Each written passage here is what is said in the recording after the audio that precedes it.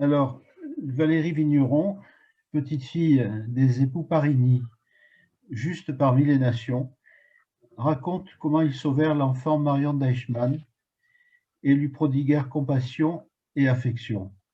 Ce témoignage est recueilli par Serge Cohen du Comité français pour Yad Vashem. Chère Valérie Vigneron, c'est à vous.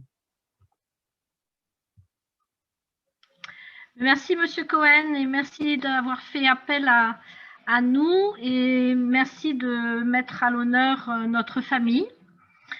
Je me sens pas trop légitime dans le sens où je n'ai pas vécu cette période, mais j'ai une grande admiration pour mes grands-parents, donc c'est un grand honneur pour moi de les mettre en valeur.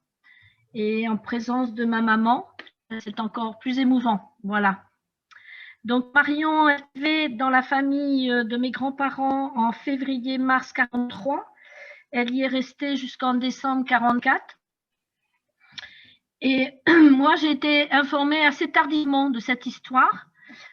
Tout ça pour vous dire que mon grand-père nous en a pas fait un étalage, nous en a pas pratiquement pas parlé. En tout cas, je n'ai pas le souvenir d'avoir entendu mon grand-père nous parler ou s'être vanté de cette histoire. Et je ne me souviens même plus à quelle occasion j'ai eu connaissance de cette belle histoire. Parce que mon grand-père n'était pas un homme de bavardage. Hein. C'était pas quelqu'un qui parlait beaucoup. Mais je suis très contente de pouvoir ce soir partager tout ça. Et puis surtout faire un petit peu œuvre de mémoire. Hein, je pense que c'est peut-être le sens de ça. Parce qu'en ce moment, les temps sont assez difficiles. On est dans une époque d'individualisme et prôner un peu les valeurs d'altruisme et de compassion, ça fait de mal à personne, au contraire. Voilà. Alors, Marion est arrivée donc en février 43. Elle arrive dans une région de Normandie qui est vraiment la campagne, alors qu'elle est issue de la ville, elle vient de Paris. C'est une petite fille très érudite, très lettrée, et elle arrive dans une famille toute simple, parce que la famille de mes grands-parents, c'est une famille de commerçants. Bon, ils sont éduqués, mais ils n'ont pas fait beaucoup d'études. C'est une famille toute simple, et Marion dira même que c'est une famille complète dans son livre.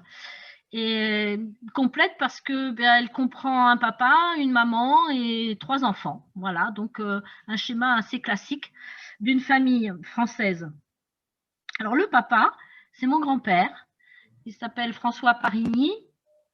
Il est ancien militaire. Il a été blessé pendant la guerre de 14. Donc il a gardé certainement beaucoup de sang-froid de cette période-là parce qu'il était au chemin des dames. Donc c'était un moment très difficile de cette guerre. Et il a 52 ans quand Marion arrive dans la famille. Il est aussi conseiller municipal à Saint-Hilaire-Barouette, donc dans la ville où il réside. Et donc, il a une certaine bonne réputation, on va dire. Il est écouté, on va dire.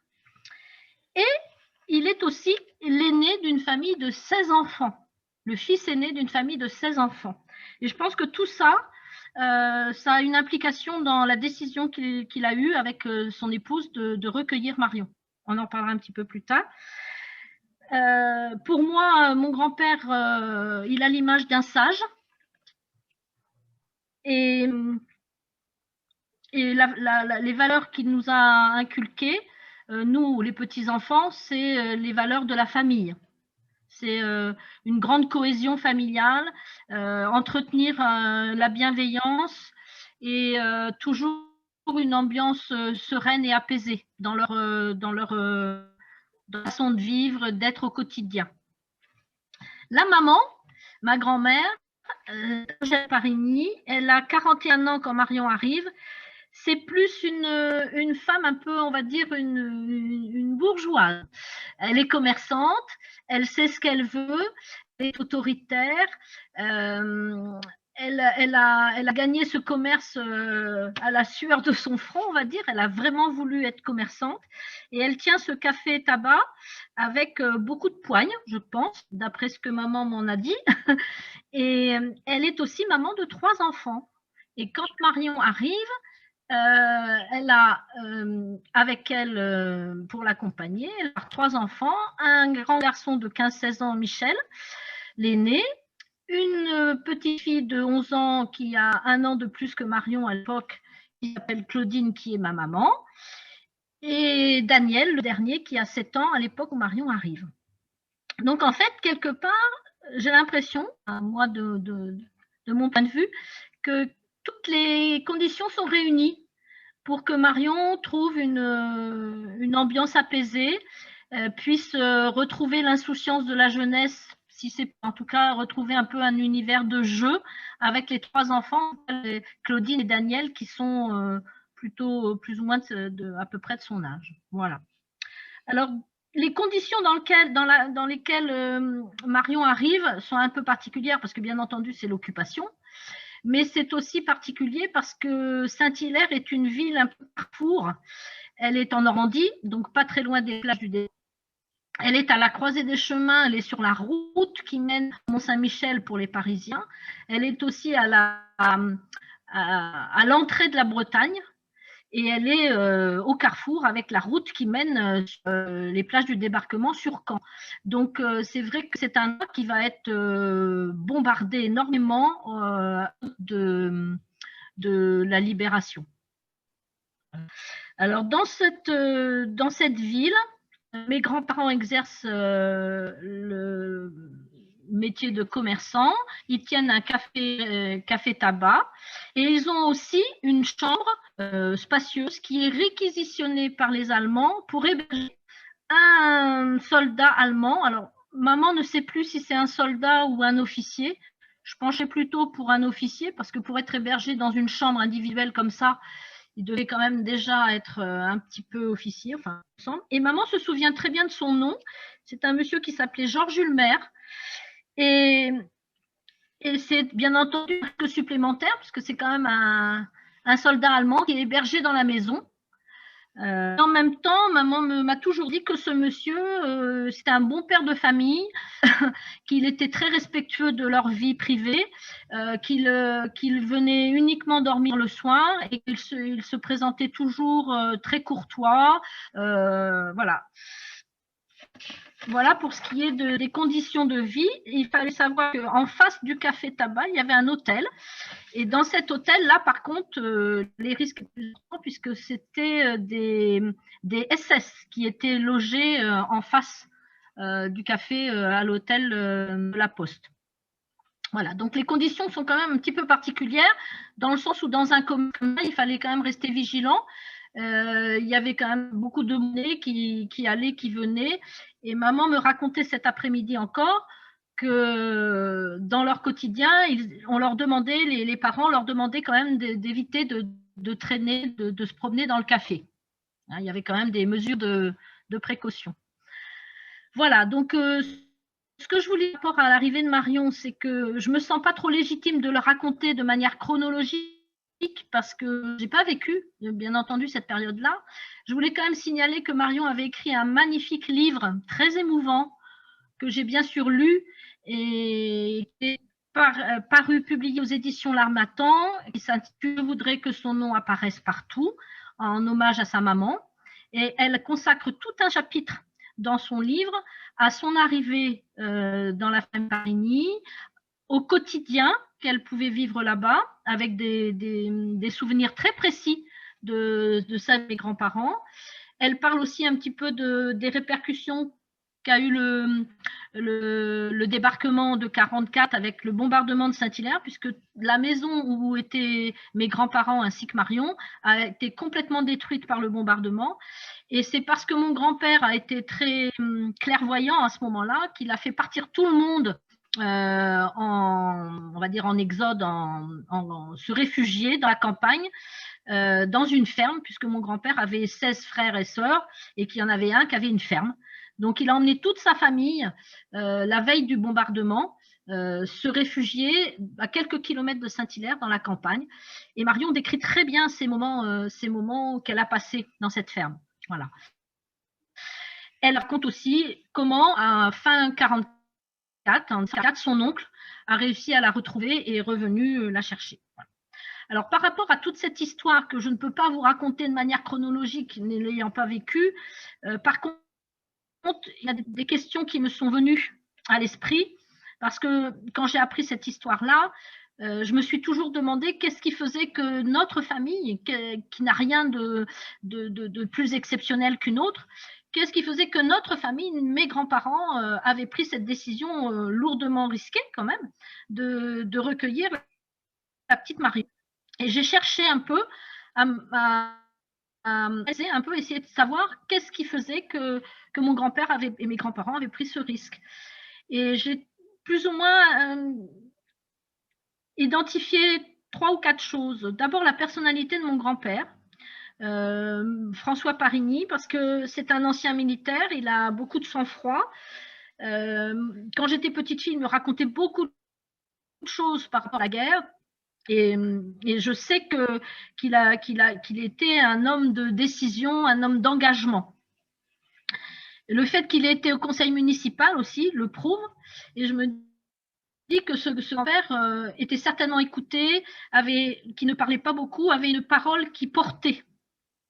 Et il avait aussi un très grand sens de la famille. C'est-à-dire que comme il était l'aîné de cette famille, ses enfants, beaucoup de problèmes qui pouvaient surgir dans la famille, on venait le consulter. Un petit peu comme si c'est pour ça que je disais tout à l'heure que pour moi, il avait valeur de sage. Et donc, un sage, devant la désespérance et devant la souffrance d'une petite fille de 11 ans, de 10 ans, ne pouvait que avoir ce courage de la recueillir, à mon sens. Hein, et c'est pour ça que pour moi, je pense que j'en sais rien, hein, je suis pas devin, mais je pense que la première intention de mes grands-parents, ça a été d'offrir une famille à cette petite fille. Je pense que c'était ça. Nous, on a construit une famille, on a 3 beaux enfants. Pourquoi cette petite fille resterait voilà, c'était pas possible. Pour lui, ça n'était pas possible. Donc voilà. Et puis je pense aussi que la décision, elle est aussi issue d'un couple. C'est-à-dire que mon grand-père n'a pas pris cette décision seul. Il avait à ses côtés une épouse qui avait du caractère, qui avait du tempérament, qui était autoritaire, et puis qui aussi était très croyante. Donc j'avais une grand-mère qui était très pratiquante, très croyante, et qui, je pense, d'ailleurs, elle a fait baptiser Marion très tôt. Marion a dû arriver en février-mars et je crois qu'elle a fait sa première communion en septembre. Donc, elle a très vite pris la décision de faire baptiser Marion pour qu'elle soit à la fois, je crois, protégée par rapport aux Allemands, parce qu'elle avait le statut de petite fille catholique dans une famille catholique, donc beaucoup plus transparente, on la voyait moins. Et en même temps, je pense que ma grand-mère était très croyante et donc elle pensait aussi qu'en la mettant sous la protection de son Dieu à elle, de la Sainte Vierge, puisqu'elle était très croyante, elle croyait beaucoup en la Sainte Vierge Marie, je pense qu'elle faisait acte de... Voilà, c'était vraiment un acte, elle voulait protéger cette petite fille. Et puis, les conditions, c'est ce que je vous disais tout à l'heure, les conditions étaient réunies, ils avaient une famille harmonieuse. Maman a toujours dit que dans sa famille, jamais elle n'a entendu ses grands-parents se disputer, ses parents se disputer, jamais elle n'a entendu mon grand-père hausser la voix. Donc, elle m'a toujours dit qu'elle était dans une famille très, très apaisante.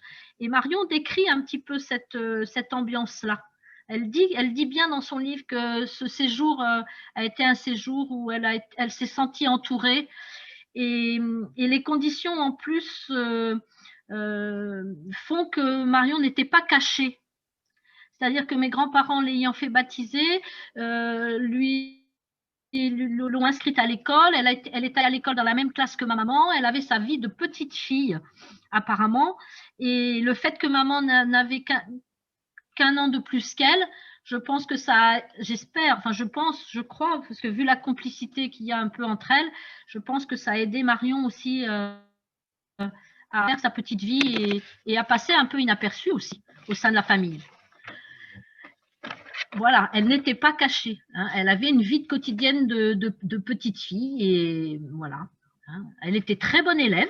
Hein, c'était une qui était très, très érudite et très appréciée de ses institutrices. Maman me cet après-midi qu'elle était vraiment très appréciée, que les institutrices l'aimaient bien parce que c'est vrai qu'elle venait d'une famille qui avait voyagé, elle avait une culture que mes mamans n'avaient pas. Enfin, elle arrivait quand même dans un village de Normandie en pleine campagne et elle arrivait quand même avec tout son bagage de connaissances, de vécu qu'elle avait avant d'arriver.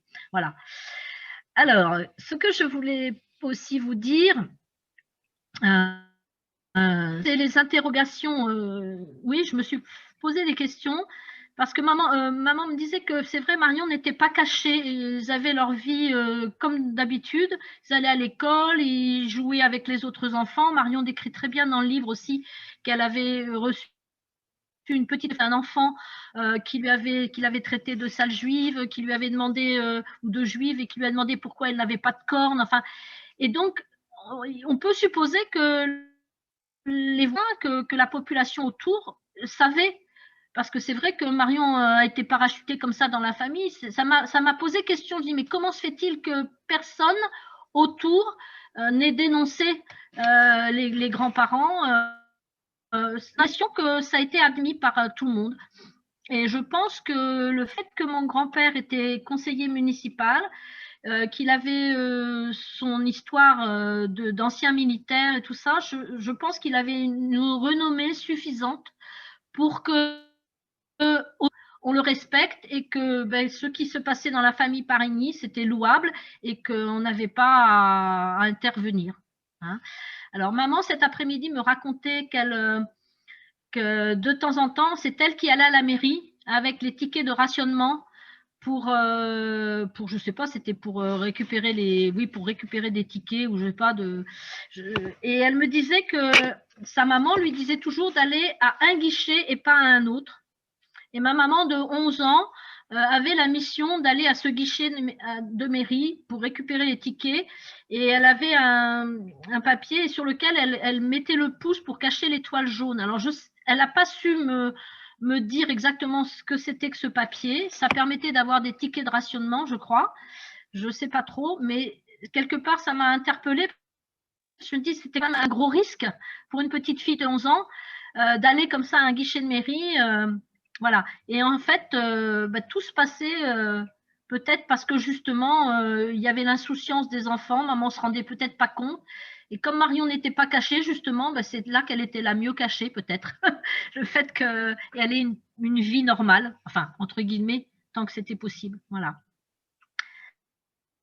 Donc, je me suis posé aussi la question de savoir aussi comment peut-être ce monsieur Ulmer, je me dis quand même un Allemand dans la maison, qui se promène dans la maison, qui voit la famille. Alors, apparemment, il était très bienveillant parce qu'il n'a jamais posé la moindre question. Il recevait beaucoup de colis, maman me disait, de ça, il était papa. Et visiblement, ça n'a jamais posé de problème. Voilà. Alors, qu'est-ce que cette histoire raconte à la personne que je suis devenue? Moi, maintenant, j'ai 60 ans, je suis au courant quand même de cette histoire depuis un moment maintenant, et c'est vrai que ça me parle parce que j'ai eu la chance de rencontrer Marion, de la connaître, de connaître sa fille, et je me dis que vraiment, j'ai beaucoup d'admiration pour Marion. Je suis très émue à l'idée de penser à tout ce qu'elle a pu vivre, parce qu'à l'âge de 10 ans, se trouver séparée de sa maman, de sa grand-mère, de sa famille, se retrouver ballottée de famille en famille et arriver dans une famille inconnue, à la campagne, avec des conditions de vie qui sont certainement pas celles qu'elle connaissait auparavant, oui, ça me touche, ça m'émeut et je suis ravie de la connaître. je suis vraiment très, très, très honorée de la connaître. Voilà. Et je me dis aussi que j'ai la chance de faire partie de cette famille parce que mes grands-parents ont toujours entretenu la bienveillance, que j'ai eu la chance aussi, moi, d'être un peu recueillie par mes grands-parents dans des conditions bien meilleures. Lorsque j'étais âgée de 10 ans, j'ai passé tout mon collège chez mes grands-parents et je peux comprendre ce que Marion a ressenti en étant dans cette famille. Parce que c'est vrai que ces moments passés avec mes grands-parents étaient toujours des moments très simples, très, très simples, très calmes, pas de chichi, mais des choses très douces, de la bienveillance, de la bonne cuisine. Et je peux comprendre que Marion ait pu trouver de l'apaisement au sein de notre famille, pour l'avoir un peu vécu dans des conditions bien meilleures. Mon grand-père n'était pas un grand bavard, mais il était plutôt dans l'action. Et quand il parlait, c'est vrai que ses mots avaient beaucoup d'importance. Ces mots n'étaient pas inutiles. Voilà. Voilà tout ce que je voulais dire. Je ne sais pas si j'ai bien répondu à l'objectif. Merci beaucoup Valérie. C'est remarquable, c'est une très belle histoire que vous avez très très bien résumée ici et je vous en remercie infiniment. Voilà, je voudrais rappeler que Marion a écrit un magnifique livre. Donc, il est publié aux éditions L'Harmattan. Et j'engage toutes les personnes qui sont intéressées par cette histoire à le lire parce qu'il est plein d'émotions, poignant, sincère. Et voilà, j'engage tout le monde. Et puis, je suis contente d'avoir témoigné, d'avoir donné une petite note d'espoir parce que des situations de barbarie telles qu'elles ont été vécues à ce moment-là existent encore, malheureusement. Et je pense que tous les témoignages sont bons à mettre en valeur pour dire que il y a des choses comme ça, des belles choses comme ça qui se passent encore et qui peuvent encore se produire. Je voulais aussi signaler, si M. Cohen me le permet, maman cet après-midi, en discutant avec moi, m'a informé qu'il y avait une autre famille à Saint-Hilaire-du-Harcouët qui avait recueilli une petite fille, apparemment une autre jeune fille qui était plus âgée que Marion. Elle ne se souvient plus, elle pense qu'il s'agit d'une famille qui s'appelait Piel.